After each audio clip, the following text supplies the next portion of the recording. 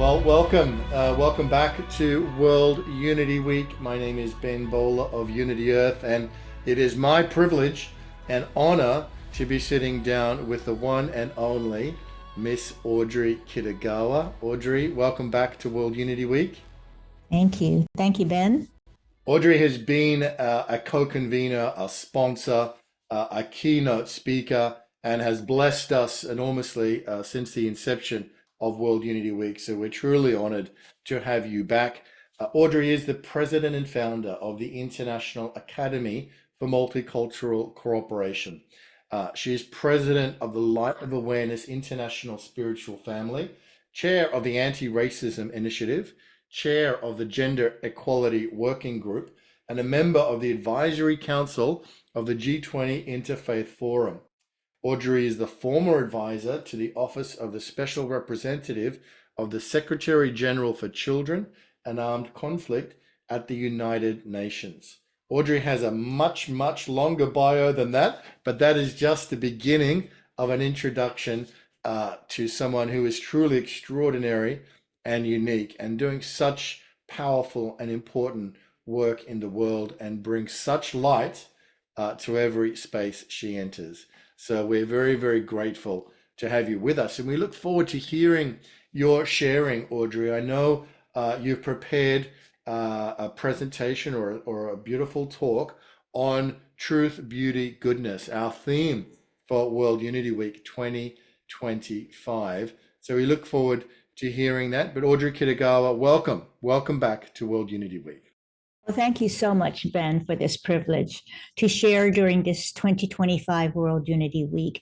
And I really appreciate this year's theme, as you know, these are important words and they're expressions of the fruits of the Spirit. And over these many years, you have mobilized civil society to work together in collaborative models of engagement.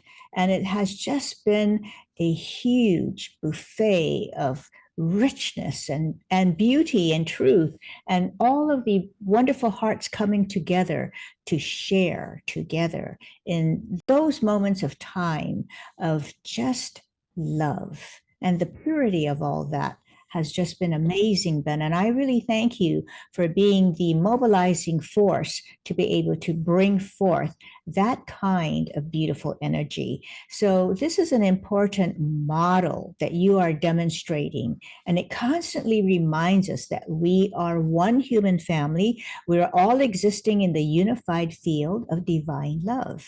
And this love is expressed in truth, beauty, and goodness. So I love these words, and every day we each have the opportunity to manifest this love here and now and to maximize its presence in our lives through every loving thought, word, and action that we share with others. So we actually are empowered to contribute in meaningful ways to growing where we are and extending it to our family, our community, and ultimately to the world and beyond through every loving thought, word, and action. Because where we are is the holy ground, and we must actualize the living reality of the divine right where we are. And I really want to share about the importance of truth in everyday life because it speaks to integrity and living life with honesty. And it is that quality that underlies the basis of all relationships that we can trust because truthfulness is there. It's very difficult to trust anyone who's not truthful.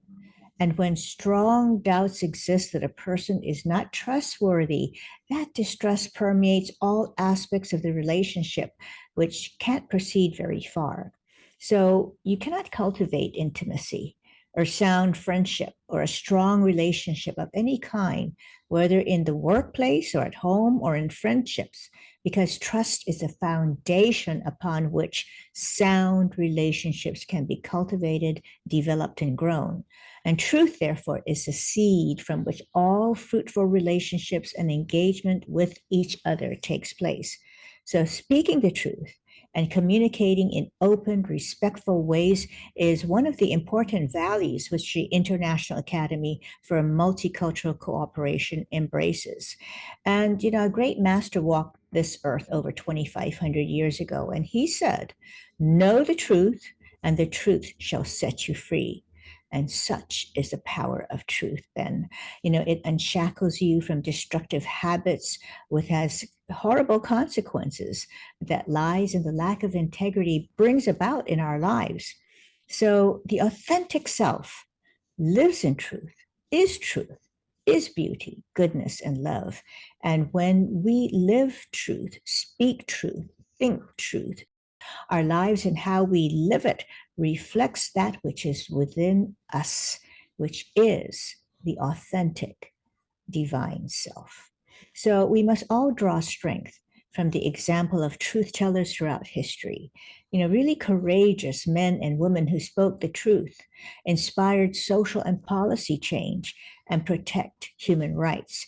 And we all know these huge icons in history: Nelson Mandela, Mahatma Gandhi, Martin Luther King Jr., Desmond Tutu, and others who spoke their truth to power, confronting injustice, challenging the status quo, and advocating for positive change. And each of these truth speakers, in their own right, started large social movements for positive change that showed when one takes the high road, beautiful fruits can flourish. Huge impact can be undertaken. And now, why is beauty so important? Because it puts us into awe and wonderment. And here I'm talking about the immense beauty that surrounds us every day in nature. And we are surrounded by this incredible splendor and perfection of the natural world. And we must increase our appreciation and gratitude for the bounty and beauty of our environment and deepen our understanding of why we must take responsibility for protecting it. And just step outside on a clear night and look at the sky with billions of stars in our galaxy. And these stars are only a fraction of the stars in the trillions of other galaxies in the universe. And the glory, abundance, and beauty of the multiverse universes are just unfathomable to the limited human mind. So, my spiritual mother often reminded us that we cannot make a blade of grass or a drop of blood. So, we must be in humble and reverent gratitude for this unspeakable beauty, power, and divine perfection of the divine creator made manifest in all its beauty for us to behold. In the Ode to a Grecian Urn, John Keats wrote in his concluding lines, "Beauty is truth, truth, beauty. That is all you know of earth and all you need to know." And so beauty really opened the hearts to inspire change. And beauty can flourish in the most challenging of conditions. So in the Buddhist Lotus Sutra, it's believed to have been named after the lotus flower, which blooms in muddy water, representing the incredible potential of our lives. So in the 15th chapter of the sutra, it says, "The bodhisattvas are unsoiled by worldly things, like the lotus flower in the water, emerging from the earth. In the same way, we can thrive and blossom in the face of all these global challenges." And we all know that lotus flowers can exhibit its huge, immense beauty in the muddiest of waters. And one beautiful person or one beautiful act of kindness can really be transformational. And how we live our lives is so important, and living beautifully is a choice. So if we live by the principles of beauty and respect the divine within us, we can transform our collective experience. And now, goodness, it's that quality of being morally good or virtuous. And this quality of goodness is a personal characteristic that is needed to usher in a new era of unity, compassion, and collective flourishing. And the goodness within you, Ben, has started to mobilize this aspect that we need to continue to develop and flourish and grow. And so you're very instrumental in help us to remember the quality of these words and what they stand for. And isolated and sporadic acts of goodness are not sufficient. We need to amplify and exemplify and maximize goodness all the time. And this global movement of civil society that you have been so instrumental in really mobilizing will help us to maximize our understanding. Okay, so people who strive for goodness are likely to have qualities such as honesty, integrity, responsibility, and a sense of accountability, and really desire to live up to their values. So, in a society where people exhibit goodness, trust and intimacy can more naturally develop. And we will be better equipped to address our shared challenges if we share values, trust, accountability, and confidence in one another. And solving our issues will not be easy, but goodness can provide a solid foundation from which to build. So, collaboration, teamwork, and trust in one another is an essential component to meet our challenges and create an inspired future.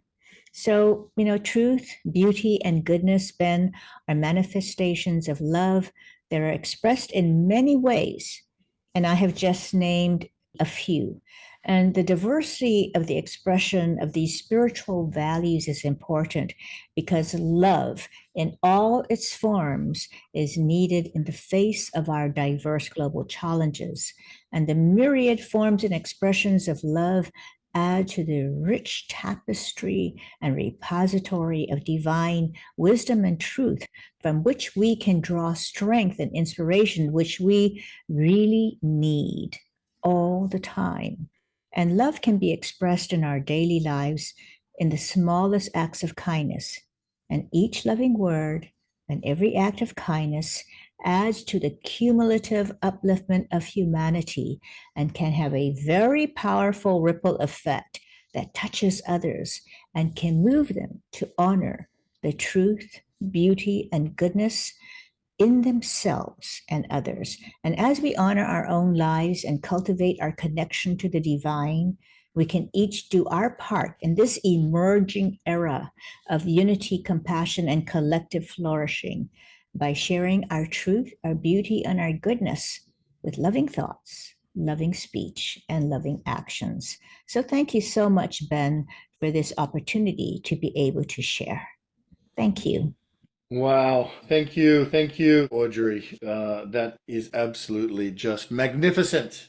And the way that you are able to speak it, your words have an aroma like the incredible bouquet of flowers behind you. And that beautiful feeling of truth, beauty, goodness just seems so attractive and so clear and so warmly inviting to everybody to be in that soulful space, which can be that emerging world of unity, compassion, and flourishing collaboration that you have laid out as a pathway before us. So, deep bows to you, Miss Audrey Kitagawa, for that extraordinary opening.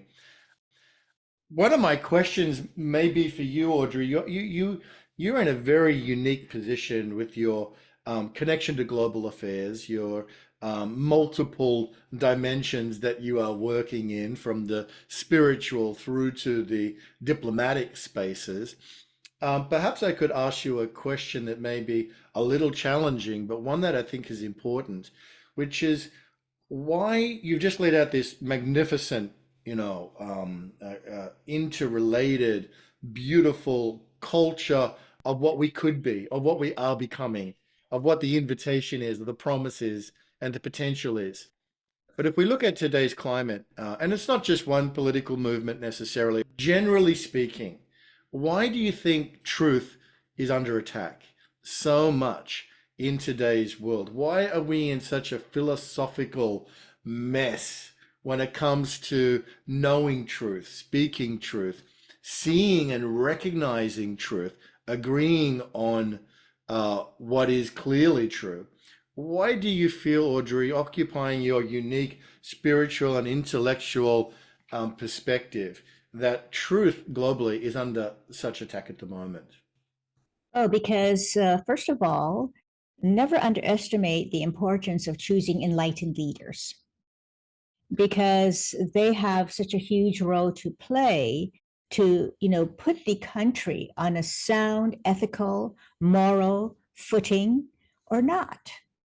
So the power of the vote is very important. And so each of us has a duty, a responsibility to become well informed voters. And our vote matters. And, you know, we are seeing the reflection of the democratic processes and the power of choice. And we should always choose wisely. Every day that we live, we are filled with opportunities. And these opportunities to, that are expressions ultimately of the values that we have been inculcated with, that we have cultivated within ourselves, and we are willing to stand in the world as expressions of having a moral ethical compass.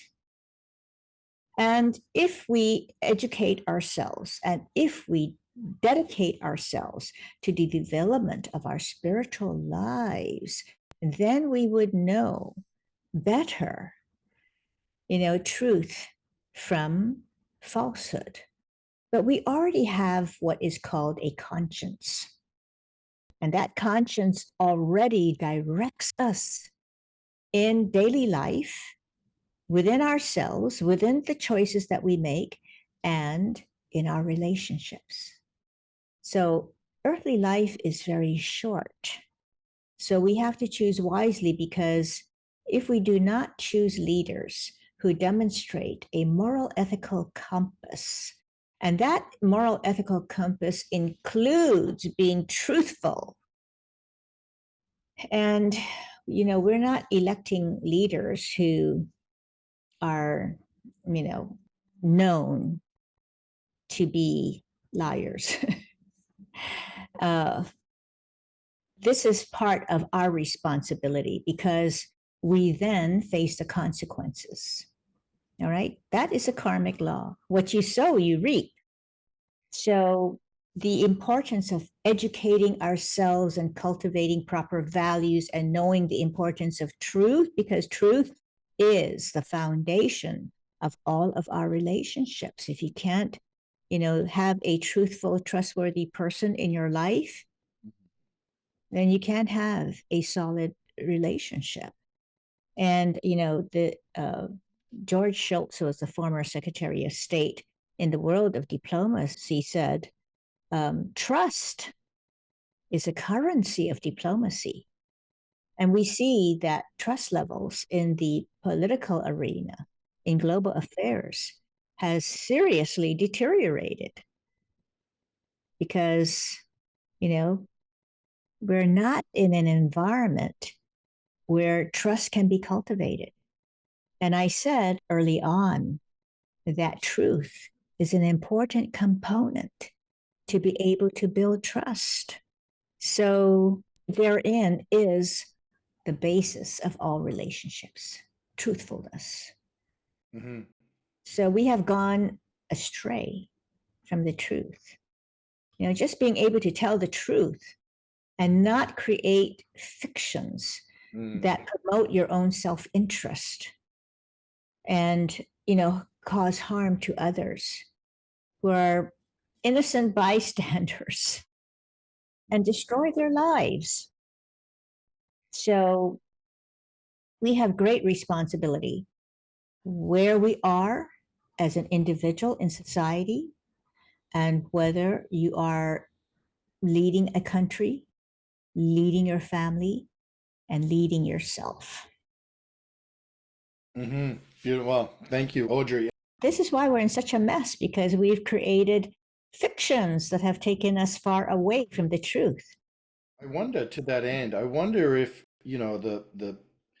the relationship between commerce and media is also somehow culpable here, because what the fourth estate, right, is supposed to be doing is being accountable, or holding that truth accountable.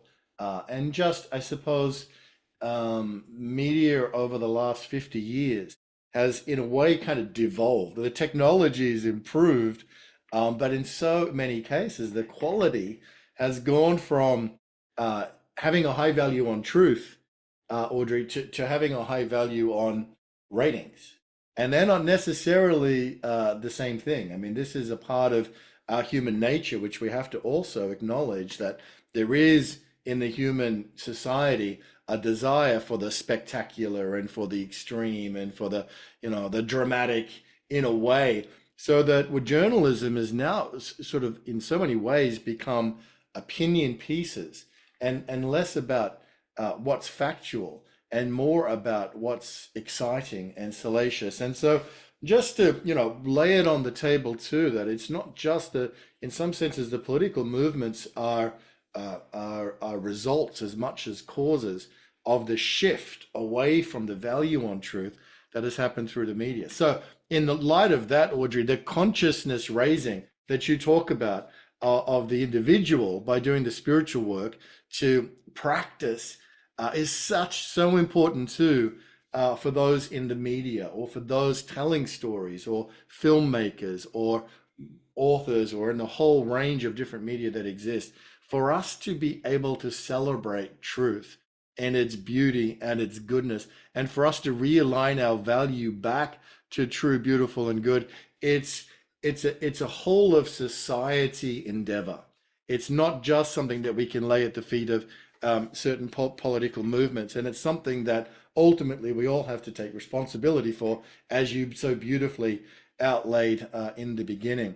So, seeing emerging trends in global grassroots movements, civil society, which you've always been such a champion of as the sleeping giant, to rise up and to grow beyond vested interests, and to hold the truth as a higher value than personal gain or organizational advancement. That is part of the challenge that we face in reorientating and reclaiming the value, so that truth can lead the way into a culture that celebrates beauty and is permeated with goodness. and truth. Yes. So, what it is, all that we're seeing are the manifestations of our divestment from truth. Okay? So, because in the last, 70 years, we have created policies that have shifted our values from honesty, truthfulness, to chasing after the externalities of name, fame, money, power. And this money power, it gives your sense of identity, of success. And when we equate your identity with all of the externalities and is based on self-interest, self-aggrandizement, and profit making at the expense of others. Like my spiritual mother said, you have a tub of water and you shift that tub, and the water rises on one side, but it creates a hollow on the other. So when we divest ourselves of developing sound values, you don't care what happens to others. And we're kind of in that stupor of seeing every day the heinous acts, crimes against humanity, seeing people suffer. And, there's so many people who have gone so far away. It's like, well, that's happening over there. It doesn't concern me. But we don't realize it's the same tub of water, you know, like we're all in this together. And there is no way that we can degrade and diminish other people and not ourselves be diminished. Mm. So we can see that. And of course, we have had people giving warnings for so many years. But when people are so self interested and they think that their well-being is all that counts, and their own wealth, their own way of living, and have no concern for anybody else, that degrades the spirit. Mm-hmm.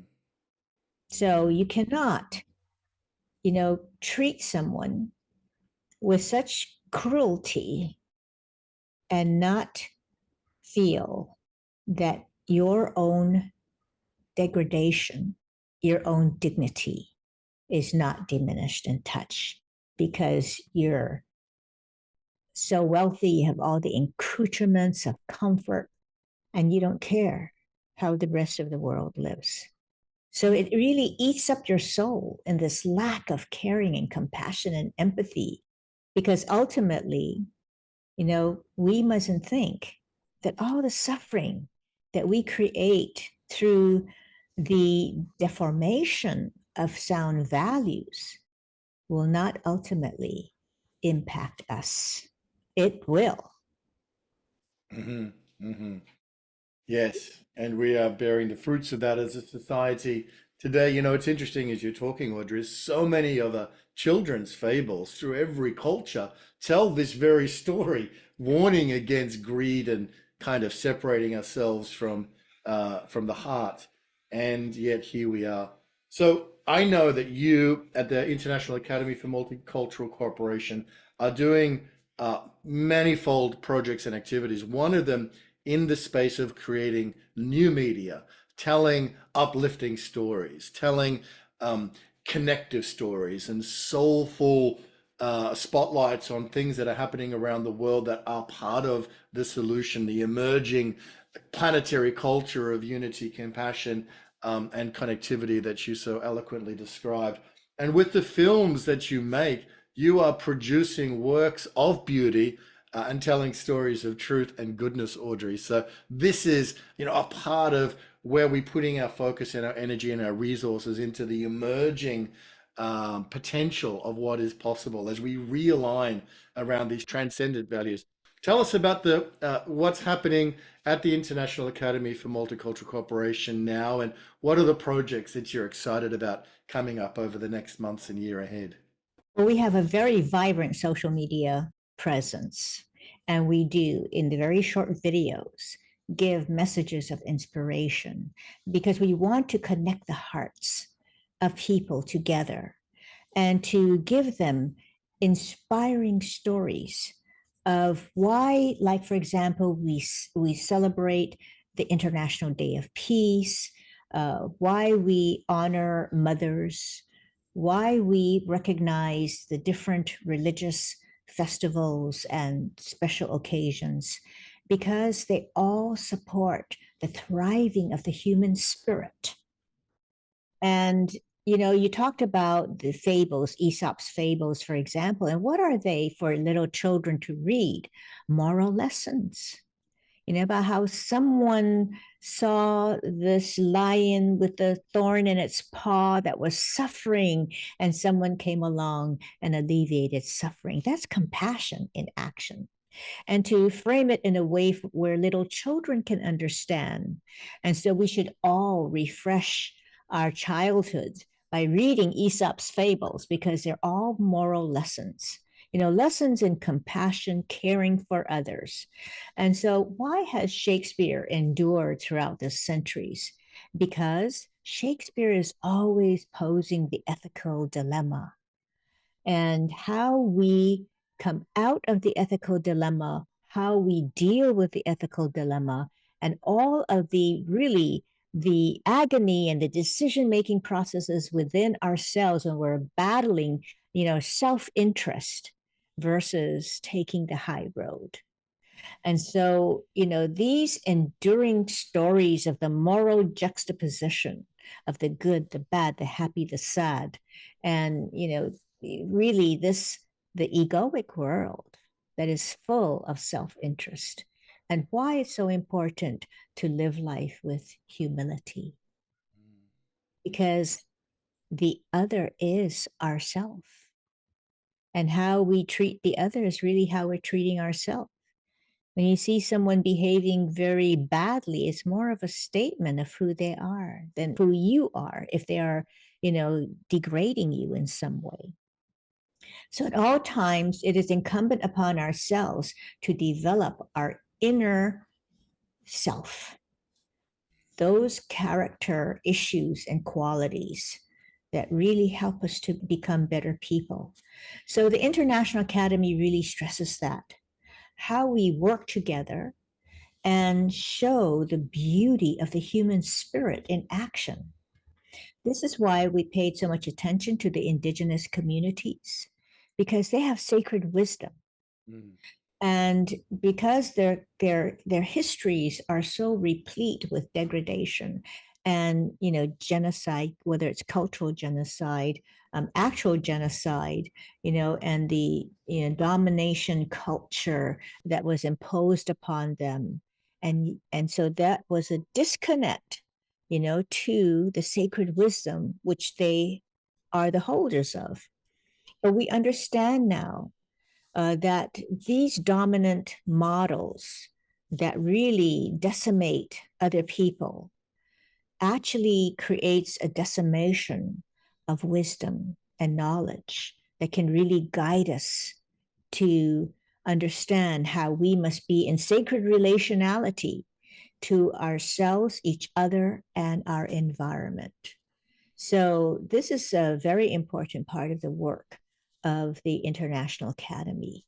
And the other values that are very clearly delineated on our website, they're honoring the sacredness of life, ever guided by love, promoting harmony and understanding amongst peoples from diverse cultural and spiritual traditions, engaging in collaborative initiatives that create positive transformations for a more peaceful world, and approaching all that we do with the highest ethical standards.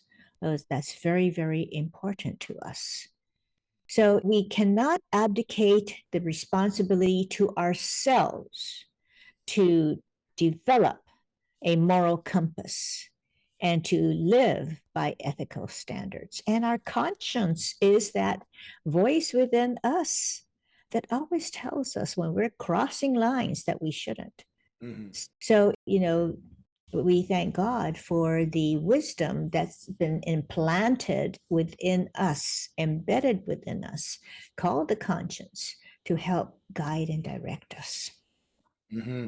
Hmm. Audrey, amazing. Amazing, and we're so grateful for you and to you and the team and your amazing community for the International Academy of Multicultural Cooperation. I know many people that you have as ambassadors or on the board are really leading lights of this intercultural community and spiritual leaders globally. It's a very powerful entity that you have created and that you steward, and more strength to your arm as you go forward in this holy work and the work that you are doing and that we are doing together. But as we're speaking today, Audrey, I can't help but get the sense that for us as humanity, it's really back to basics, isn't it? As you said, go and read the fables again. And what it comes down to ultimately is a choice. And it's to That's choose right. between, that shiny, kind of seductive way, or the high road, as you've called it. And, the power of choice and free will that we are imbued with from Creator is such a two-edged sword. It's such a precious gift, and yet we can do such destruction to ourselves and those around us and to the planet we live on by continuing to make those other choices. So the prayer that we're really holding together is for the grace to enable us individually and collectively to make a new choice and to make a better choice and a higher choice, having learnt the lessons. So do you see, let me ask you, Audrey, do you see evidence that humanity is about to make that higher choice? Because a lot of people are saying if we don't do it soon, that the runway is running out, that time in so many different ways, the poly crisis, the meta crisis, we all know that narrative well. Do you see hope that we are turning the corner and making a higher choice collectively. I think in many ways there are so many initiatives that are showing the creativity of people to step forward and help everyone to hear the call to raise our consciousness to the higher levels. And remember that Mother Teresa said there's only one true religion, and that is kindness. Mm. So, at every moment that we live, we have the opportunity to be able to live this kindness. And, we talk about big global issues and how do we, you know, address them, which is all good. I mean, we have to be able to address global issues as part of our creativity, our divine intelligence to be able to create solutions. But if where we are, we cannot be kind, we cannot be loving, and if you cannot implement and practice where you are in your daily life, then it's just philosophy. So it is a call for all of us to act. And in acting together and raising the beauty of these words, calling us to remember that we are spiritual beings and we have to move from that authentic self, that self that is that pure and perfect, unspeakable love that is inherently who we are. And to the extent we are not living the love and all the problems and all in whether in our relationships or in society, these are all lessons in love that we have come to learn to master. But the ultimate mastery is within the self. No matter what, we cannot escape the self because we are the experiencer of all of the experiences. So we must constantly have the courage to turn the searchlight inwards to see how we must change and grow in self awareness and insight. And this is why, my spiritual community is called the Light of Awareness International Spiritual Family, because the light casts where the light goes, darkness disappears. And the light is a manifestation of all that we do that is shining upon the screen of life. And what are we projecting on that screen is an expression of our inner self. Our true self, that authentic self, is love. So we have to work very diligently to master ourselves so that we can project in the outward screen of life that love in action. So this fundamentally will always been drilled down to the individual, each person in society, and how we are living and minding ourselves. Amen. Well, I think, Audrey, on that extraordinary, magnificent, and beautiful note, you really are a manifestation of grace. And we really appreciate you coming and sharing these words of life and healing and upliftment and opportunity for us to step into better versions of who we are individually and also collectively at this critical time. Thank you, Audrey, for coming and sharing, your unique perspective and the light that comes through your sharing today on truth, beauty, and goodness is truly radiant.